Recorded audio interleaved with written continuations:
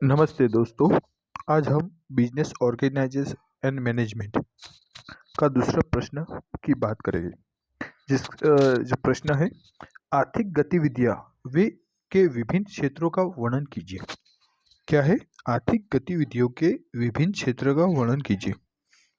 उत्तर: लोग विभिन्न आर्थिक गतिविधियों में कार्यरत हैं। इनमें से कुछ गतिविधियां वस्तुओं का उत्पादन करती है, कुछ अन्य सेवाओं का सर्जन करती है। ये गतिविधियां हमारे चारों ओर हर समय संपादित होती है, यहाँ तक कि हमारे बोलने में भी। उद्देश्यों और किसी महत्वपूर्ण मापदंड के आधार पर इन्हें अनेक तरीकों से वर्गीकृत किया जाता है। इन समूहों को क्षेत्रक कहते हैं। जैसे लोग विभिन्न आर्थिक गतिविधियों में कार्यरत होते हैं। आर्थिक गतिविधियां मतलब कैसी गतिविधियां? जिसमें से धन अर्जित किया जाता है, वैसी गतिविधियों को कैसे कहते हैं? आर्थिक गतिविधियां। वो हर लोग किसी ना किसी आर्थिक गतिविधि में संलग्न होते हैं, क्योंकि उनको भी जीवन में तीन जरूरियात को पूरा करना होता है: रोटी, कपड़ा और मकान। तो हर इंसान को आर्थिक गतिविधियां करनी पड़ती है। इनमें से कुछ गतिविधियां वस्तुओं का उत्पादन करती है। मतलब कोई कोई जो गतिविधियां है उसमें वो वस्तुओं का उत्पादन करता है। मतलब जैसे कोई प्रोडक्ट बनाता है, जैसे कंप्यूटर बना रहा है, कार मैन्युफैक्चरिंग कर रहा है। उसमें से कोई आर्थिक गतिविधियों में वस्तु का प्रोडक्शन होता है। कुछ अन्य सेवाओं का सृजन करते हैं। कोई सेवा भी सृजन करते हैं आर्थिक गतिविधियों में। जैसे कि जियो जियो क्या कर रहा है? जियो सेवा दे रहा है। वो नेटवर्क, 4G नेटवर्क का आपको इस्तेमाल करने दे रहा है। जैसे नेटफ्लिक्स हो गया, ठीक है, अमेजोन, ये कोई भी मतलब जो भी है वो सेवा दे रहा है, ठीक है। ऐसे आर्थिक गतिविधियां में कोई वस्तु उत्पादन करता है, कोई सेवा देता है। ये गतिविधियां हमारे चारों ओर हर समय संपादित होती है। जो ये गतिविधियां है ना, हमारी पूरी दुनिया में कहीं ना कहीं चलती रहती है। हर इंसान करता रहता है, नहीं तो दुनिया चल नहीं पाएगी, ठीक है। यहाँ तक कि हमारे बोलने में भी उद्देश्य और किसी महत्वपूर्ण मापदंड के आधार पर इन्हें अनेक तरीकों से वर्गीकृत किया जा सकता है। जैसे हम इस बात कर रहे हैं, जैसे मैं ही बात कर रहा हूँ, तो इसमें भी मेरा मापदंड है कि मेरा यूट्यूब चैनल ग्रो हो जाए, ठीक है। तो ये भी एक तरह का मेरा आ- आर्थिक आर्थिक गतिविधि हो गई, ठीक है। तो इस जो ये समूह होता है ना, मतलब जो आर्थिक गतिविधियों का समूह, उसको क्या बोलते हैं? क्षेत्रक बोलते हैं। इन समूहों को क्षेत्रक बोलते हैं, ठीक है। आर्थिक गतिविधियों को तीन क्षेत्रों में बांटा जाता है। कौन से? प्राथमिक क्षेत्र, माध्यमिक क्षेत्र और तृतीय क्षेत्र। आर्थिक गतिविधियों को कितने क्षेत्रों में बांटा जाता है? तीन क्षेत्रों में: प्राथमिक क्षेत्र, माध्यमिक क्षेत्र और तृतीय क्षेत्र। चलो हम आगे की बात करते हैं। जैसे प्राथमिक क्षेत्र, द्वितीय क्षेत्र और तृतीय क्षेत्र विभिन्न व्यवसायी प्रकारों और उसके द्वारा उत्पादित और बेचने वाले सामान का प्रतिनिधित्व करते हैं। ये जो प्राथमिक क्षेत्र, द्वितीय क्षेत्र और तृतीय क्षेत्र है ना, विभिन्न व्यवसायिक प्रकारों, मतलब बिजनेस के जो अलग अलग प्रकार है ना, वो सबका उत्पादित और बेचने वाले सामान का प्रतिनिधित्व। ये जो बिजनेस के अलग अलग प्रकार है, जो जो कोई सामान उत्पादन करता है, कोई सेवा का उत्पादन करता है, इन सबका है ना प्रतिनिधित्व करता है। मतलब वो सबको ये तीनों प्रकार क्षेत्र में, वो तो किसी भी प्रकार का बिजनेस हो, वो तीनों में आ जाता है: प्राथमिक क्षेत्र में, द्वितीय क्षेत्र में और तृतीय क्षेत्र में। कच्चे माल को प्राथमिक क्षेत्र निकालता है। जैसे अभी अभी जैसे हम उदाहरण के तौर पे, जैसे कच्चा माल है, उसको कौन निकालेगा? प्राथमिक क्षेत्र निकालेगा। जैसे खेत खेत में से अनाज उत्पन्न करना, ठीक है, किसान दूध उत्पन्न करता है। जैसे जमीन में से खनन किया जाता है, जमीन में से तो तेल निकाला जाता है। खनन से क्या निकलता है? कोयला निकलता है। ये क्या है? प्राथमिक क्षेत्र है। अभी विनिर्माण मतलब मैन्युफैक्चरिंग के माध्यम से माध्यमिक क्षेत्र में उसे भौतिक चीज में परिवर्तन करता है। और ये जो प्राथमिक क्षेत्र से जो सामान निकला है, उसको क्या है? विनिर्माण मतलब मैन्युफैक्चरिंग, मतलब माध्यमिक क्षेत्र, द्वितीय क्षेत्र जो है, वो उस सामान को, उसको दूसरी चीज में प्रोडक्ट करता है। जैसे कि खेडूत ने गेहूं निकाला, तो उसका क्या है? रोटी बनेगी या ब्रेड बनेगी या किसी भी प्रकार में, वो क्या हो गया? माध्यमिक क्षेत्र। इस प्रकार के जो उद्योग होते हैं, विनिर्माण और निर्माण करते हैं। विनिर्माण में क्या है? मैन्युफैक्चरिंग आती है। और निर्माण में क्या आता है? बिल्डिंग, ये सब का कंस्ट्रक्शन आता है, ठीक है। अभी जैसे वो बन गया। अभी जो प्राथमिक जो द्वितीय क्षेत्र के जो उद्योग होते हैं ना, उसके द्वारा जो सामान जो मतलब बनाया जाता है, उसको डायरेक्ट कंज्यूमर भी इस्तेमाल कर सकते हैं और मैन्युफैक्चरर भी, क्योंकि उस सामान को हो सकता है कोई दूसरा बिजनेस उस सामान के इस्तेमाल करके और कोई चीज बना रहा हो, ठीक है। अब उसके बाद आता है तृतीय क्षेत्र। वो क्या करता है, जो ये सामान होता है ना उसको बिक्री करता है, चीज में परिवर्तन करता है। अंत में उपभोक्ताओं मतलब कस्टमर को तक सेवा के रूप में तृतीय क्षेत्र कस्टमर तक पहुंचाता है। इन तरह तरह एक श्रृंखला तैयार होती है। अभी जो ये सामान है उसको है ना तृतीय क्षेत्र कस्टमर तक पहुंचाता है, जैसे ये किराना की शॉप के द्वारा या किसी और जरिए से, ठीक है। Door to door, door salesman service से ऐसे ऐसे पहुंचाया जाता है। और इस तरह ये जो अर्थव्यवस्था का है ना पूरा चक्र तैयार होता है। आर्थिक गतिविधि का पूरा चक्र तैयार होता है, ठीक है। गतिविधि का पूरा चक्र तैयार होता है। प्रत्येक क्षेत्र अर्थव्यवस्था में के भीतर ठीक से और कुशलता से कार्य करने के लिए दूसरों पर निर्भर करती है। ये जो हर क्षेत्र है ना, जो प्राथमिक क्षेत्र, द्वितीय क्षेत्र, तृतीय क्षेत्र, ये तीनों क्षेत्र है ना एक दूसरे पर निर्भर करते हैं, ठीक है। अर्थव्यवस्था को सही रीत से चलाने के लिए, ठीक है। तीनों सेक्टर के आर्थिक सिद्धांत के तहत हर काम, हर उद्योग इन सेक्टर के प्रकारों में से एक या अधिक में आता है। ये जो तीनों क्षेत्र है उसमें किसी भी प्रकार का बिजनेस हो वो इसमें आएगा, और हो सकता है इससे एक से अधिक में भी वो आए, ठीक है। ये काम, किसी भी काम का उद्योग हो, किसी भी उद्योग हो, कोई काम हो, कोई सेक्टर हो, हर ये तीनों में ही आएगा। वो एक में आ सकता है, एक से अधिक में भी आ सकते हैं, ठीक है। इन क्षेत्रों का संक्षिप्त में वर्णन नीचे प्रमाण। अभी जो हम उस क्षेत्र को थोड़ा गहराई से जानेंगे। जैसे हो गया प्राथमिक क्षेत्र। अर्थव्यवस्था में प्राथमिक क्षेत्र को एक्सेक्टिव उद्योग के रूप में वर्गीकृत किया जाता है। जो प्राथमिक क्षेत्र है उसको हम क्या कहते हैं, एक्सेक्टिव उद्योग। एक्सेक्टिव उद्योग क्यों कहते हैं, क्योंकि वो जमीन से खुदाई करके, ठीक है, वो मतलब कुदरत से सामान मतलब लेता है, उसको एक्सेक्टिव उद्योग कहते हैं, ठीक है। इनमें से इनमें ऐसे उद्योग शामिल है जो कच्चे माल का उत्पादन करते हैं या निकालते हैं। ये प्राथमिक क्षेत्र के जो उद्योग होते हैं ना उसमें ऐसे उद्योग शामिल होते हैं जो कच्चे माल को उत्पादन करते हैं या निकालते हैं। जैसे उत्पादन का मतलब होता है जो किसान गेहूं उत्पादन करता है, ठीक है। और निकालने का मतलब होता है जैसे जमीन से तेल निकालना, सोना निकालना, स्टील निकालना, जैसे, ठीक है, कोयला निकालना।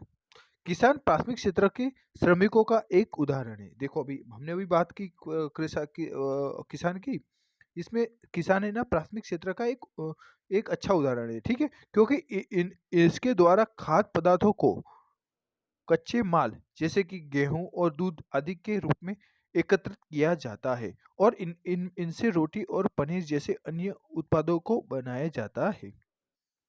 जो किसान होता है ना वो गेहूं बनाता है, दूध तैयार करता है, और उसके द्वारा है ना रोटी और पनीर जैसी चीजें बनती है, ठीक है। प्राथमिक वो प्राथमिक क्षेत्र में आता है, ठीक है।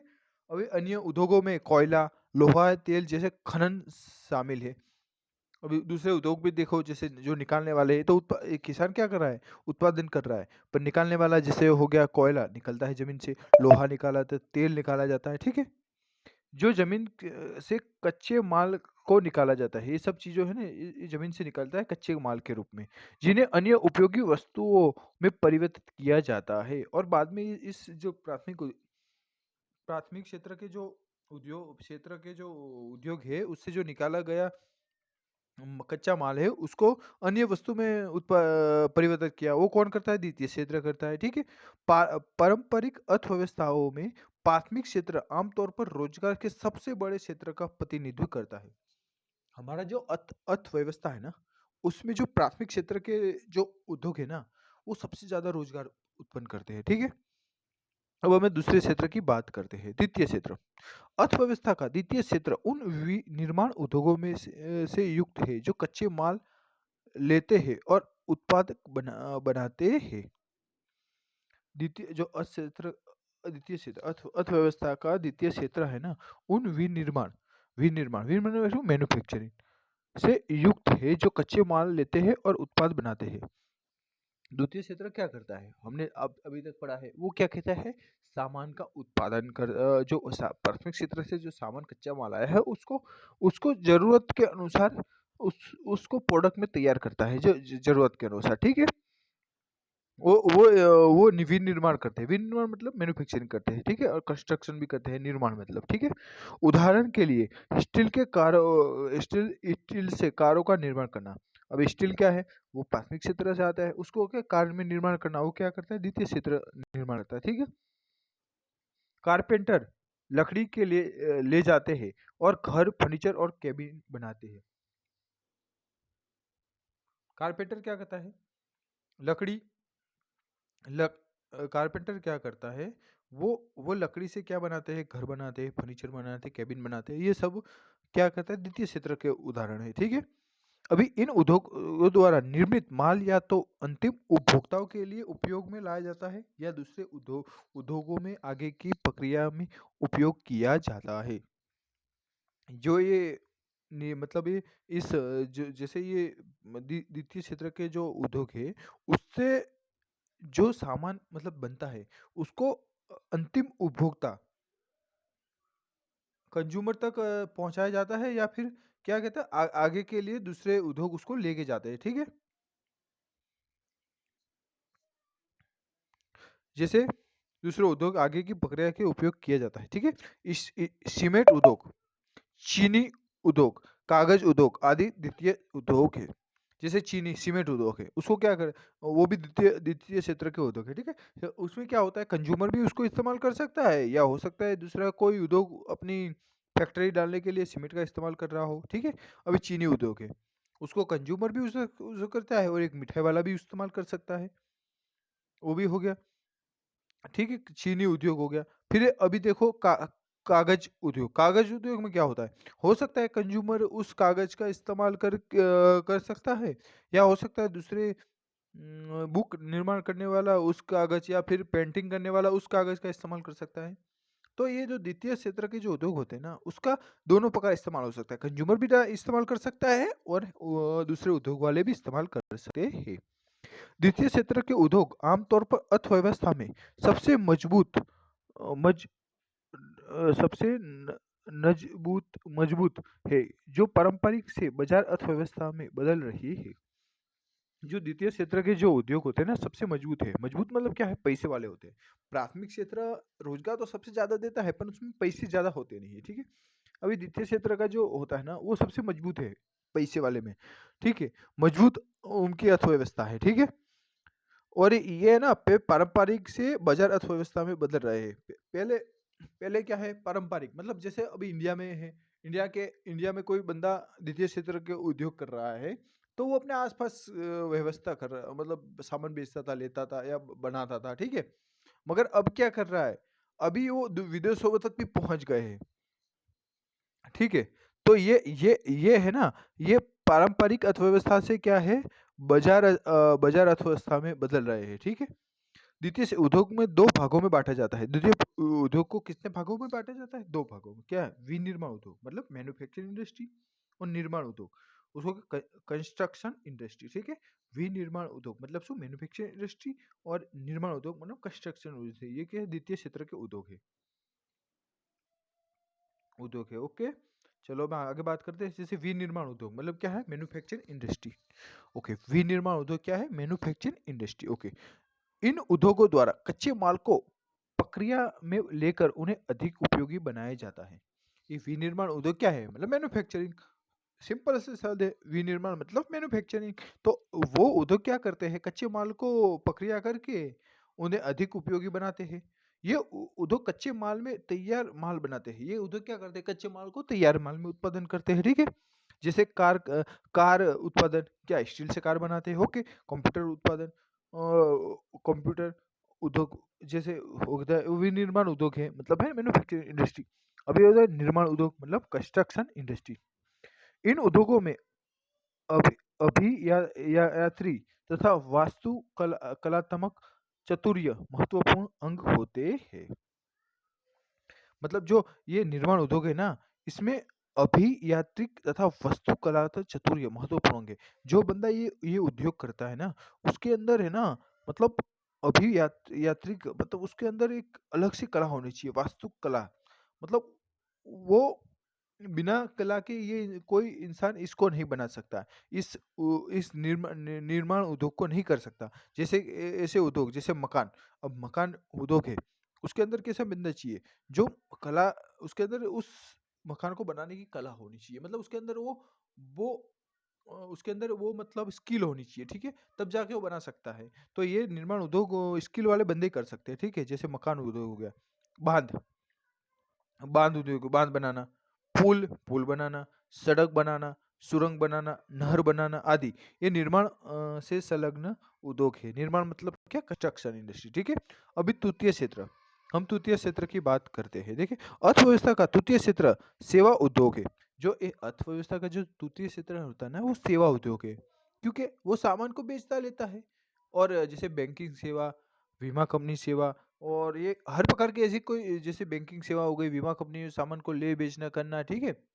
और ट्रांसपोर्ट सेवा, ये सब सेवा दे कौन देता है? ये दे पोस्ट ऑफिस सेवा, ये कौन देता है? तृतीय क्षेत्र के उद्योग देते हैं, ठीक है? और ये मतलब अर्थव्यवस्था के तृतीय क्षेत्र के उद्योग है, ठीक है? सेवा कंपनियों प्राथमिक या व माध्यमिक क्षेत्र की तरह एक भौतिक उत्पादन प्रदान नहीं करती।